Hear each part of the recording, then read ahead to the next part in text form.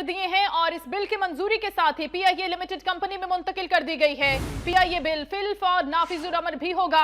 11 अप्रैल को पार्लियामेंट के मुश्तरका इजलास में यह बिल पेश किया गया और इसकी मंजूरी भी दे दी गई और आज दस्तखत करवा लिए गए हैं सदर मुमलिकत ममनून हुसैन की जानिब से पीआईए के बिल पर और बिल की मंजूरी के साथ ही पीआईए लिमिटेड कंपनी में मुंतकिल भी कर दी गई है। इंतजार हैदरी से मजीद जानेंगे। इंतजार क्या तफसीलात हैं इस हवाले से? जी बिल्कुल शाइस्ता, पाकिस्तान एयरलाइंस के हवाले से जो बिल था मुश्तरका इजलास में उसको पेश किया गया था वो आज बाकायदा मंजूर कर लिया गया और सदर ममनून हुसैन के दस्तखतों के साथ ये पार्लियामेंट ऑफ एक्ट का हिस्सा बन चुका है।